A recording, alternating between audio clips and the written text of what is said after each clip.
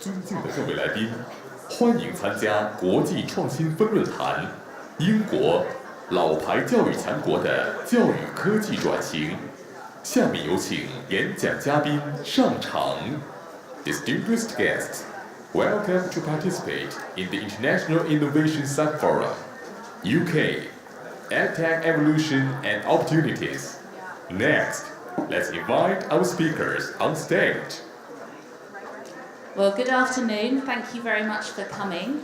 We're here for this session to talk about the UK EdTech system and some of the changes that we've seen over recent years and the opportunities that brings us, both in the UK and in an international context, for UK companies and international investors. We've got a lot to cover, but there's been a lot going on in the UK recently. We've seen an increased focus in Britain on the integration of technologies into schools and colleges to address a range of issues, including teacher workload, teacher supply, and a significant shift in the UK's curriculum focus to really inject rigour and focus on future employability and skills. As a result, we've now got data that shows that technology is used in more than half of all lessons taught in Britain. And to help explore these issues and look at some of the future trends, we've got a panel of experts here who specialise in the UK market. So I'm going to invite each of them individually to come up here and share their thoughts and knowledge and details of what they're doing in the UK context. And then we're going to widen it out for a discussion and debate. So get your questions ready. I've got some, but we'll be opening up to questions from the floor. So first of all, I'm going to invite Andrew Thraves, who is a trustee at Britain's largest multi-academy trust, AET, and Managing Director of Optimus Education. Thank you, Andrew.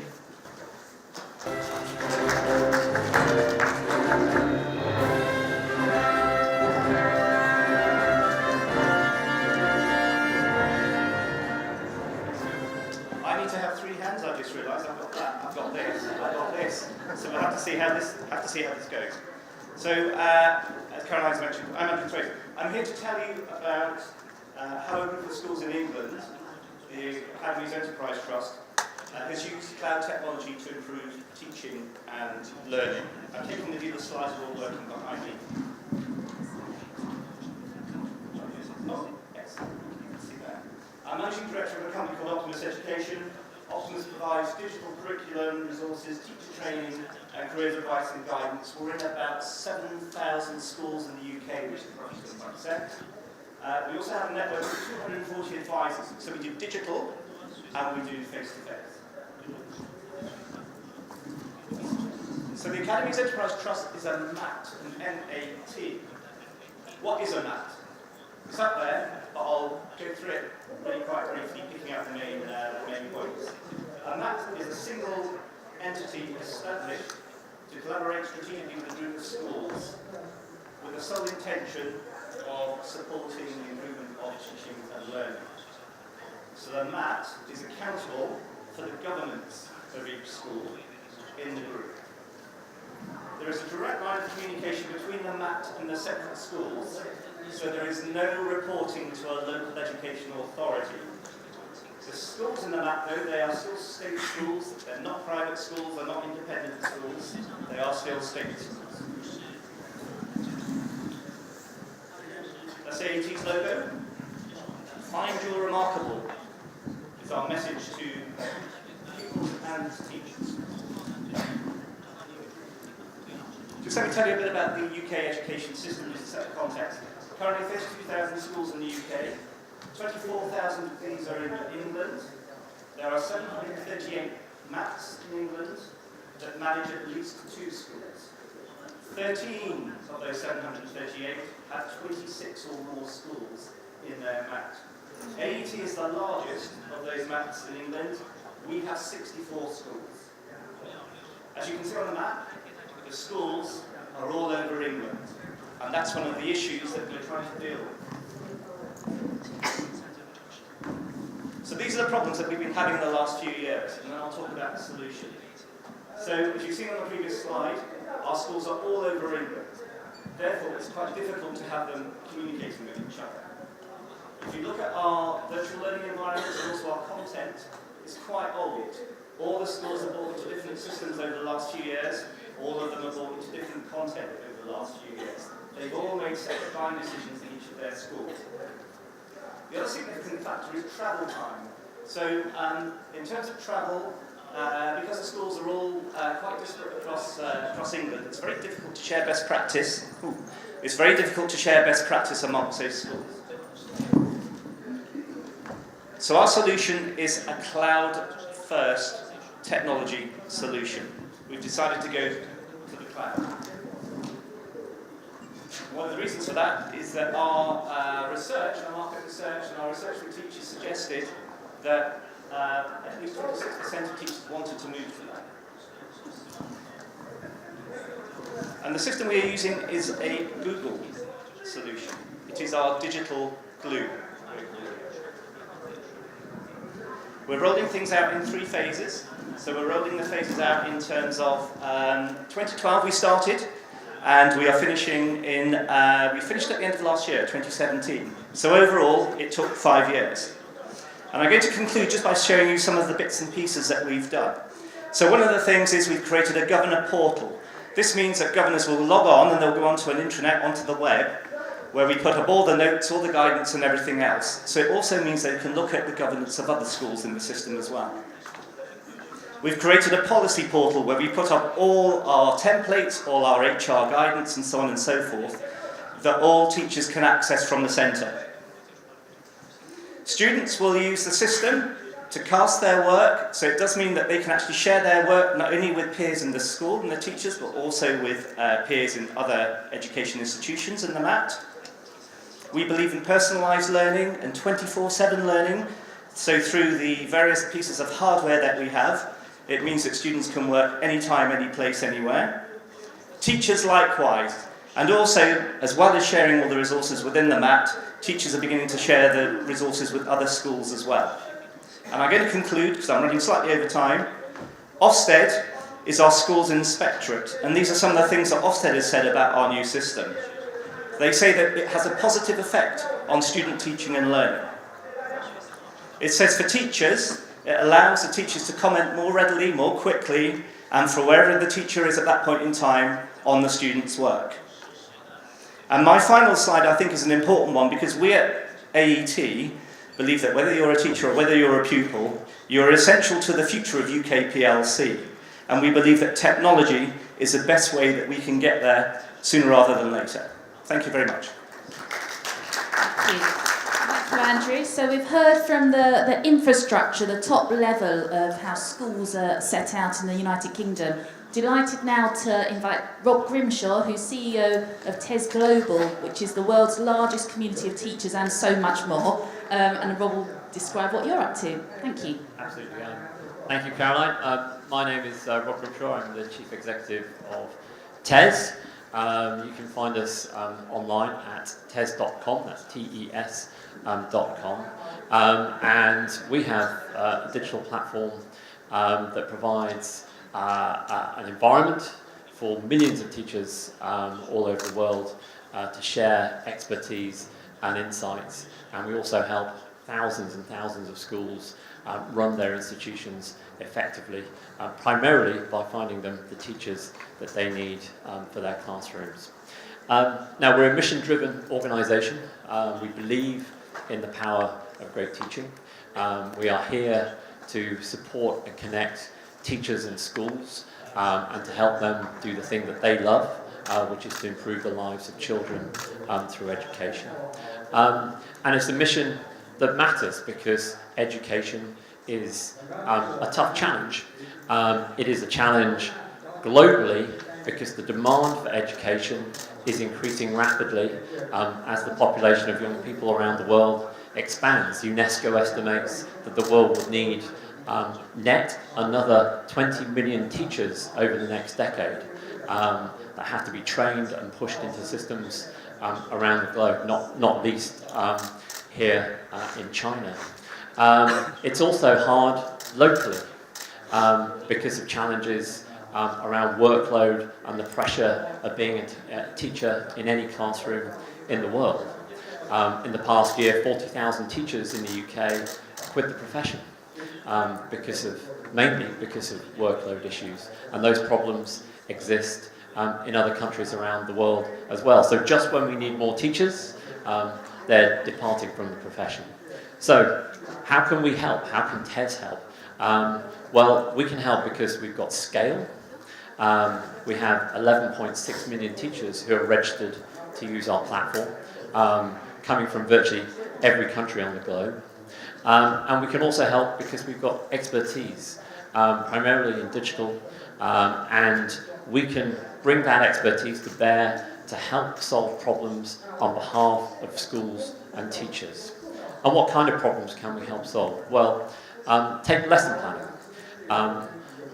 Teachers are delivering 4 or 5 lessons a day, 5 days a week, 40 weeks a year, in classrooms all over the globe. In the UK, teachers will plan and deliver 500 million lessons a year. It's a huge overhead on the profession. So making that task easier fundamentally helps teachers in their professional lives. TES runs a lesson planning exchange on its platform, where individual teachers can upload lesson plans and share them with the rest of the profession, allowing teachers around the world to avoid reinventing the wheel and to draw on the professional expertise of their colleagues around the planet. In the past 12 months, we've had over 200 million downloads from that platform. So think about the number of lessons that they've been used in. Think about the number of children who have had their lives touched by those materials shared amongst the profession on TES.com. We also provide tools that help teachers manage behaviour in the classroom so that they can get rid of low-level disruption that gets in the way of education. What other problems can we solve? Well, the world is clearly going to have a shortage of teachers. Many countries have a shortage of teachers right now. So we are helping by training teachers, delivering new teachers into the system. We're one of the biggest teacher training organisations in the UK. And we have a unique approach to it using blended learning, where the academic material for the curriculum is available online, and that's complemented with classroom practice to provide a uniquely effective teacher training approach. It's an approach that we've just exported into Dubai. We've now developed an international PGCE, and we can run this anywhere in the world in cooperation with schools. What other problems can we solve? Well, I mentioned earlier that we help schools find the teachers that we need. We're specialists in this. We've done it for many, many decades. And we've worked with 25,000 schools in the past 5 years from 109 countries around the globe, finding them the teachers that they need for their institutions. And we have a well-developed digital platform to support this, backed up by an enormous database that contains the details of tens of thousands of teachers. And we can help in all sorts of ways to help schools that need teachers find what they need for their classrooms. So, what do schools come to TES for? They come to us so that we can help them attract, train and empower their teaching staff through digital technologies and make their institutions more successful and more effective as a result. Thank you. Thank you, Rob. And great to hear of a responsible organisation addressing all those challenges that we face, not just in the UK, but around the world. Moving on, our next guest is Christine Major, who's Partnerships Director at Discovery. This is, as we'll hear from Christine, an amazing product that's used in the majority of British schools. Christine. Ni hao. Ni hao. Lovely to be here. My name is Christine. I'm here from Discovery Education. May I ask, is anybody familiar with Discovery Education? A few hands. Discovery Education was founded as the educational division of Discovery Television. Is anybody familiar with Discovery Television? Lots more hands going up. Well, let's find out what Discovery Education does in the UK and in the international space.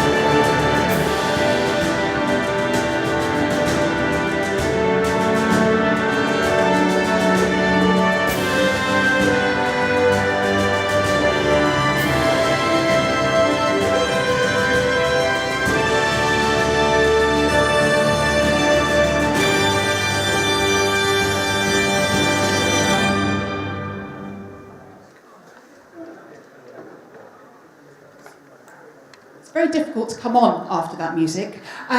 So you heard a little bit, you saw a little, got a taste of what we do at Discovery Education, both in the UK and internationally. When we think about Discovery Education in the UK, how is it that we're supporting our educators? For the past nearly 20 years, we've been supporting schools, serving digital content through our services, espresso education and coding, and STEM being a big focus for us going forward. It's not necessarily about the digital content, and through the course of this afternoon we'll be exploring what helps the successful embedding of technology into schools. We'll be talking about professional development and really supporting educators as they bring technology into the curriculum. When we think about Discovery Education, we think about those large numbers there in terms of the teachers and the students that we're supporting. One thing is evident really across the organisation, and that really is where we started off. 30 years ago, Discovery was founded by John Hendricks. The first broadcast that went out and the first phone call that came in was from a teacher saying, "I would love to use that content in the classroom." And so was born really the foundation stone of the organisation, and that really is that media can do much more than entertain. You see that through all of our services, the content, the professional development, and what we're doing to really help inspire teachers and students. Media can educate, it can really inspire, but critically it can help students engage with the world around them. We'll be exploring these themes throughout the panel and through the questions. Thank you very much. Thank you. Thank you, Christine. And our final panellist is Dr. Becky Sage, who is the CEO of a really dynamic, engaging, young British company that's really solving a problem we have with science education. Over to you, Dr. Sage. Thank you. As Caroline said, I'm Becky Sage. I'm CEO of Interactive Scientific and very much representing the startups within the UK EdTech community of everyone who's here on the panel today. So we've created an immersive digital platform that brings to life the invisible scientific world. That platform is called NanoSymbox. And it's actually been built so that anyone, from a science learner to a cutting-edge scientific researcher, can push the limits of the molecular world without being afraid of the consequences. So I'm going to show you a quick video so you get a better idea of what we do and who we do it for.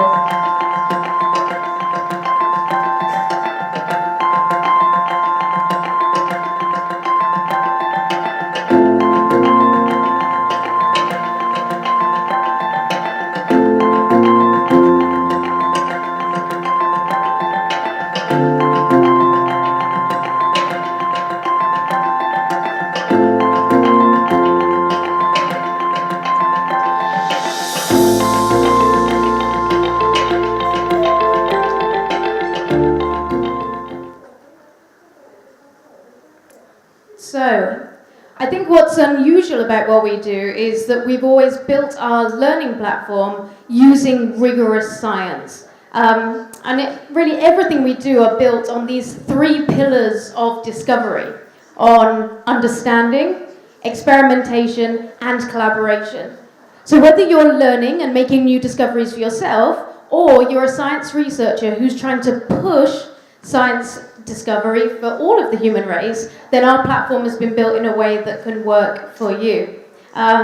Unlike everybody else here, we haven't got lots of big numbers. We've got a beta platform, one that's being used in the education space. So we've had about 40 schools, mostly in the UK, using that, and a couple of schools internationally, including one here in Shanghai, in Shanghai.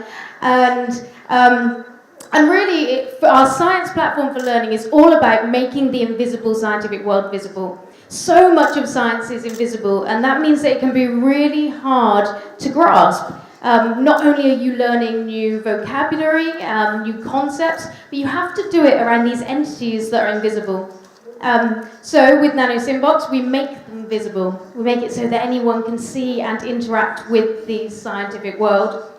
So one of our big goals is to open up doors to science to a much wider demographic of people. So we're about increasing the number of people who come from lower socioeconomic groups and giving them opportunities to get engaged and develop the skills they need to develop to get into the science workplace, as well as addressing the gender balance by delivering science learning in new ways. And then something that's been talked about a lot across this whole this whole conference is workplace skills. Instead of delivering science learning that is just there because it's on the curriculum and it's something that we need to learn, we're actually delivering science learning through a tool that's also being used within the scientific workplace. And I think that's a really important aspect of what we do. So you'll find out a little bit more about me through the panel, and so I will leave it there. But if you want to get in touch, then my email address is down here. Thank you. Thank you very much, Becky. Lovely. So I'd like to invite the panel up. We're going to take some questions. I think they're just going to move a little bit of furniture around. And do come up with your own questions too. So I'll kick off with a few, but then we'll start some discussions.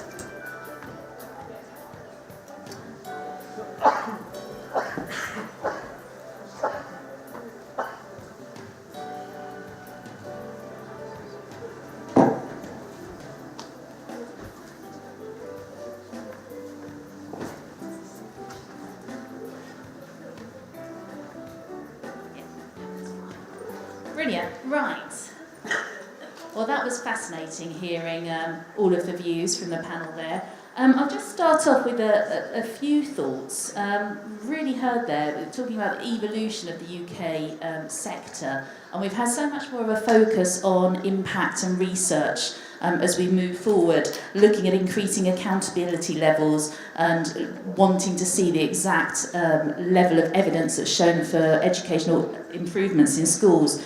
Just really interested, particularly Becky and Christine, how's that impacted on the way you work with schools and what schools have been interested in from your products? Yeah, so first it's been about collaborating with schools right from the beginning. So the very first thing we did before we built any technology, before we did anything, was we talked to schools. And we talked to teachers, we talked to learners, and we developed the technology off the back of those need-finding exercises. And I guess maybe because I have a science background myself, I never wanted to deliver something that wasn't really strongly evidence-based. I definitely had a need to be like, if we're going to do something that's making a difference, then how do we show that we're making a difference? And that is by continually working in the classroom. We carry out what's called user-centric design processes as we develop our tools. But also, really importantly, we partner with other people who are experts in education. And we're actually part of a program that's run in London called the EdTech program out of University College London. And that program is all about bringing together EdTech with the education community and the researchers who've been working in education and doing those three things together. So it's about kind of having this helical kind of spiral of activities so that you bring all those things together at once. How do you make sure that you are gathering the right evidence and feeding that evidence back into the work that you do and how you communicate your product?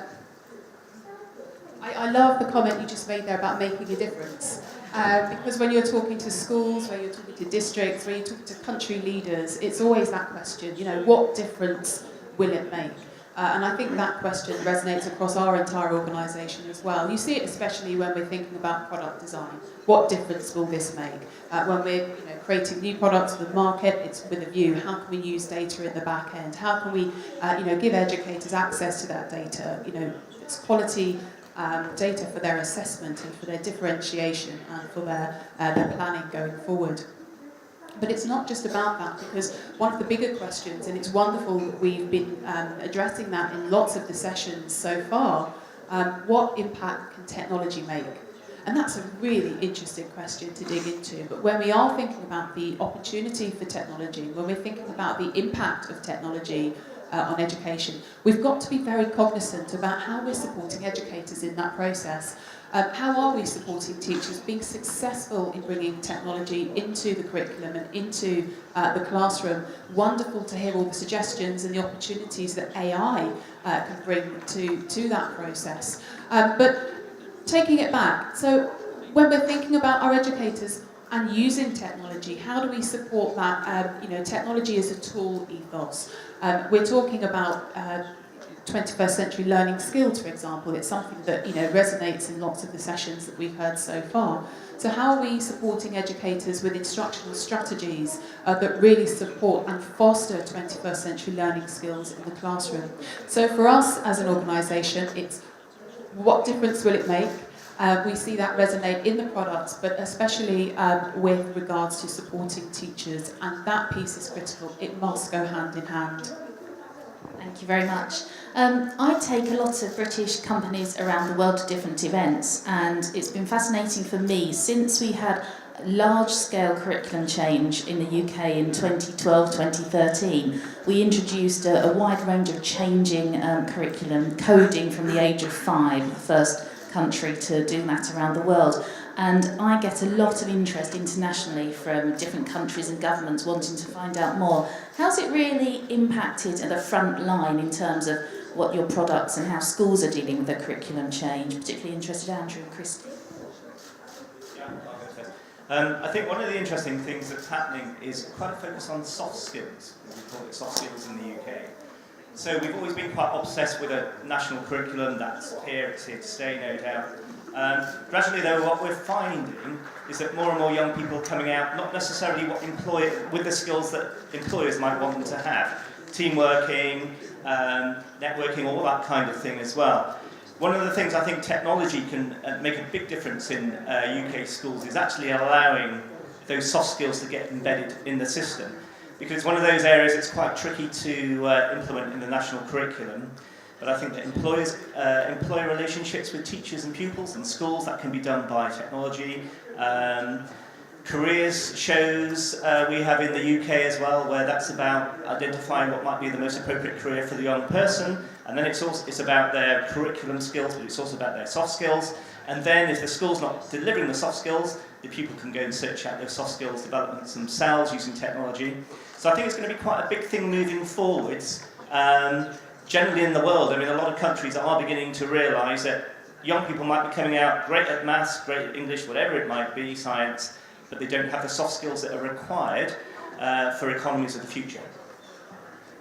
Just to echo that point, I think what was very interesting when the curriculum change came in the UK in 2014, 2013 we had notice of it, 2014 the curriculum did change, and to Caroline's point, it was the first time that we had coding coming into the curriculum, and then for children as young as 5 years old. And there was a big shift, it was a significant shift. For the first time, students were no longer learning how to use a program, they were learning how to think in a computational way, and that was quite a shift. They were thinking how to take a problem, how to break it down into the component parts, how to use logic. So that was quite a change. And to Andrew's point there, these are the kind of skills and thinking abilities that we need for the career progression pathways of tomorrow. It's interesting that we are now, through the curriculum, able to offer children the chance to be more creative, to work maybe more collaboratively. And those are two key areas of interest for sure. Thank you. Can I just add, there's an interesting bit about that as well though, in the sense that UK curriculum will have, or the English curriculum will have a bit of a change next year with this thing we have called the Common Inspection Framework, which at Ofsted I mentioned in my presentation. Those are the guys that go out and inspect schools in England, state schools in England. The Common Inspection Framework, which is what they use to inspect the schools, that's changing next year. There's likely to be more of a focus on the soft skills piece. Now, the really interesting thing in the UK at the minute, I'm not sure if it's the same in China or other areas, there's a real focus on mental health and well-being. And there's also the argument, and this might be a negative thing to say, but hey, I'm going to say it anyway. Mental health and well-being, a lot of it, people seem to suggest, is down to technology. And young people paying too much attention to technology, especially social networking and so on and so forth. So I think there's an interesting dynamic going down in the UK at the moment, and will do so over the next few years as well, which is about re-evaluating the place of technology, especially in terms of its effect on young people's mental health and well-being. So watch this space, because it's going to be quite interesting. That's fascinating, and actually the mention of the word Ofsted brings me on to, I want to ask Rob the next question actually, because we hear a lot about teachers feeling under pressure, and in Rob's presentation he talked about pressure on the teacher supply and workloads. I mean, your organisation, you've got your finger on the pulse exactly of what teachers are feeling across the world. How can we support teachers, and what's TES doing on that? We're doing a lot of stuff on this front. And I talked in my intro about the lesson planning platform, which I think has made a massive difference to teachers all over the world. I mean, teaching actually historically could be quite an isolated profession. You know, once the door of the classroom is closed, it's just you in the class. Digital technology is fixing that actually at a massive scale. We have individual teachers who have shared resources on the platform that have been downloaded in over 100 countries a million plus times. So, you know, what one teacher can have an impact, massive impact on education around the world. That definitely helps. We are also focused on trying to empower teachers in the classroom. Teachers from all countries will tell us that even in well-behaved schools with good kids, low-level disruption in the classroom is a real challenge because it just gets in the way. It's kind of is not conducive to good education. You've got to get past that before you can get kids to learn.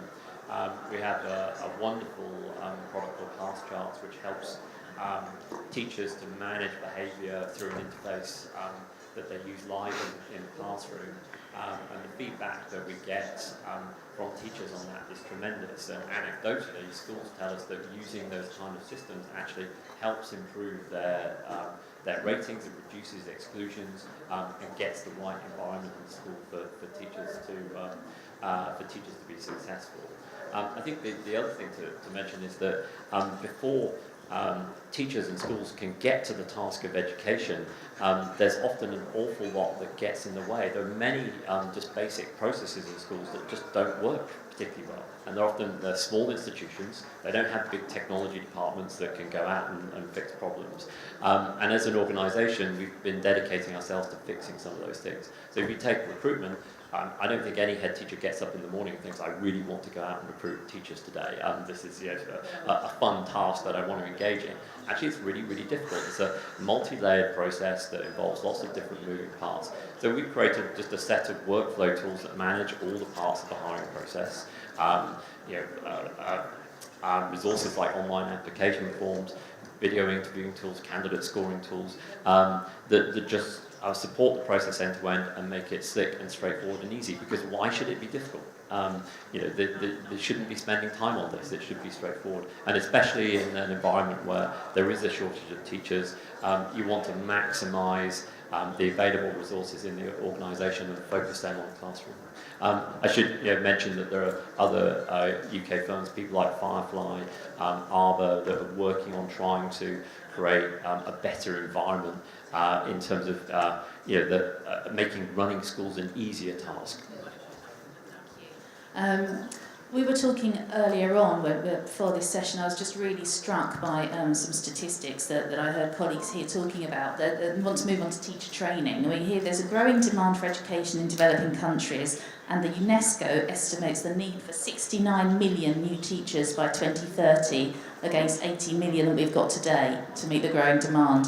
And, training of those teachers has got to be a massive challenge in all that. And particularly, and anyone can be your views, but particularly Rob and Becky, obviously, Rob, what you're doing at TES, but Becky, you're developing something that when you hear about teacher shortages and training needs, STEM's got to be up there in terms of helping support new teachers in the classroom. Tell us about what you think our industry can do.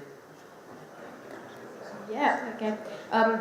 So certainly STEM is a big challenge, and you see those stats in teaching, you see those stats in STEM as well, massive shortfall in the number of people who are going to be skilled enough in those areas. So as I showed up here, our platform is one that takes you from learning all the way up through, and I definitely think that plays a part in helping with this challenge that we've got around maybe a lack of teachers or a lack of the skill sets that we need. And one of those things is very simple. If you've got something that's digital that you're delivering, it's on the cloud, then that's something that people, and you design it for student exploration and kind of self-development, then in fact you can go a little bit further in terms of developing skills whether that be in the learners or in the teachers at whatever stage, that can then be used and can help fill that gap. So I think that that's a big part of it, which is that if we've got something digital, we can start to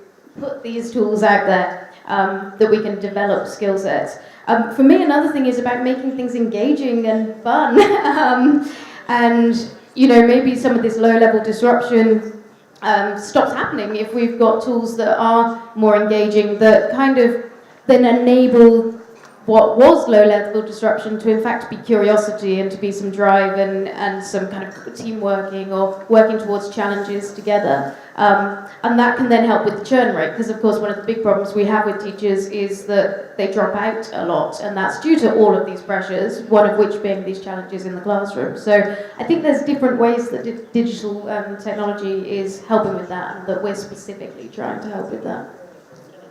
I think there's an enormous challenge around teacher training. The statistics that Caroline mentioned, and I referred to in my intro, represent a huge problem for the world in the next 10 years. I mean, the number of teachers that need to be trained to meet the needs in countries around the globe is simply enormous, and probably traditional approaches to teacher training are not actually going to meet that full need. Now, the teacher population in the globe is actually becoming increasingly mobile, and it's resulting in actually competition between countries effectively for teaching talent. 14,000 teachers left the UK in the past 12 months to go and teach overseas. And if you just zoom in on one sector, the international school sector, well, the number of international schools has increased by 30%. Over the past 4 or 5 years since 2013. There's now more than 9,000 of them around the globe, and they all want native English-speaking teachers with experience of the UK curriculum, and also the gold standard QTS, qualified teacher status, that UK teachers have to have for the classroom. Now, eventually we're going to run out of road here. We're going to need a different approach. And TES has been trying to explore this territory through what we do with TES Institute, our teacher training organisation. And we've been using a blended learning approach to teacher training, which is very flexible, can be delivered in any school. The academic content is online for self-managed learning. That's complemented by classroom practice, and then the whole process is overseen by a pathway tutor, who's usually an experienced former school leader. And it produces really very good teachers. Now, what we're excited about is that we've been able to take this approach and export it into Dubai, literally within the past year, very successfully. And we've taken all this content and curriculum material for teacher training, which has been created in line with the QTS standard, and deployed it in another marketplace thousands of miles away around the world, and we now have thousands of teachers in Dubai who are benefiting from using that material. Now, maybe, just maybe, that's the first step towards solving some of the bigger problems, like, how do you just get teachers in developing countries to come up to a basic level of expertise such that they can deliver some sort of quality education to the millions of children who are growing up in those countries. Yeah, it's just take Rob's good point just a step further, really. I think it's teacher training, but it's also going to be about classroom management. We've got a real issue in Great Britain in that there's significant numbers of teachers leaving, and there's a scary statistic, so they get to retirement age and they go. There's a scary statistic as well that something like 25%, might be even more actually, of teachers that are trained leave within the first 3 years of joining the school. But our population growth is going up. So we've got a young population, we've got a population boom. So something's got to give, because we've got more young people and we've got fewer professionalised teachers. So just talking about technology, there's going to be an interesting thing happening in the UK over the next few years, which will be about technology being used to manage classrooms. And the role of the teacher will potentially change. Maybe the teacher just looks after a certain number of pupils in the classroom, maybe those with special needs or similar. And actually it's technology that does the bulk of the teaching. And in terms of China, I mean, I don't know, you guys obviously know tons better than me. I was last here 2 years ago and went to a number of kindergarten schools, because obviously you guys have got 0 to 5-year-olds, population increasing. And there's a really interesting message that was coming back from some of the teachers I spoke to, and that is that there needs to be more teachers here, particularly for 0 to 5, there needs to be more classroom resources, but there needs to be more professionalised teachers as well. I'm going to more kindergartens tomorrow, so it'll be interesting to see if in the 2 years that's changed at all. Fantastic. Right, now I did promise to give the audience the opportunity to ask any questions. Does anybody have a question? Otherwise, yeah, lovely. Do you want to...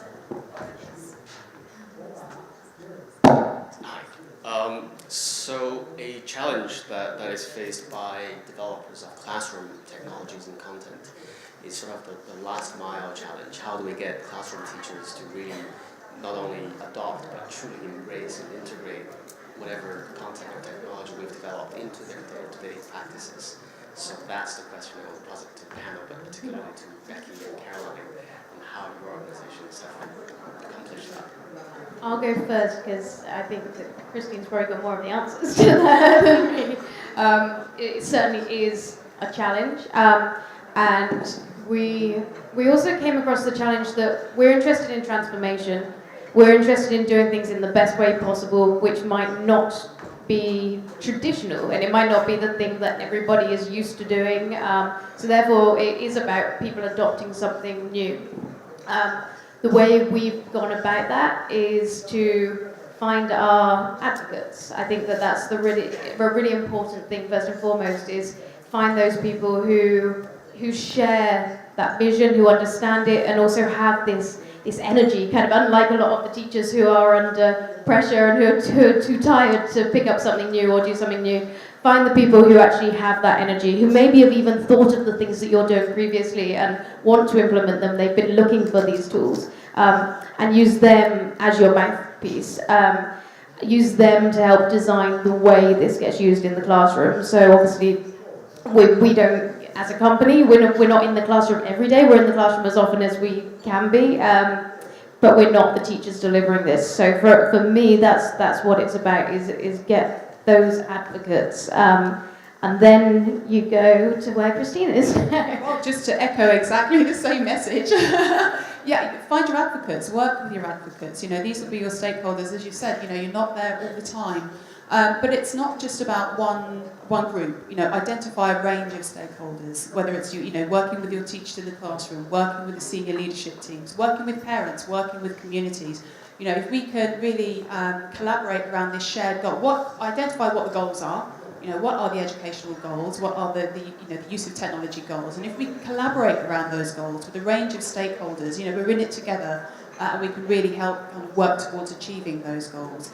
One of the things I think we as Discovery Education learned right from the very early start was, you know, we have to support our educators in being successful in this journey. Identify what those goals are, and, you know, work on it together. Have regular touch points in order to go back and reassess and pivot if necessary. But my advice is, yeah, get that excitement, get your key stakeholders, and work on it together. What do you find the best support is?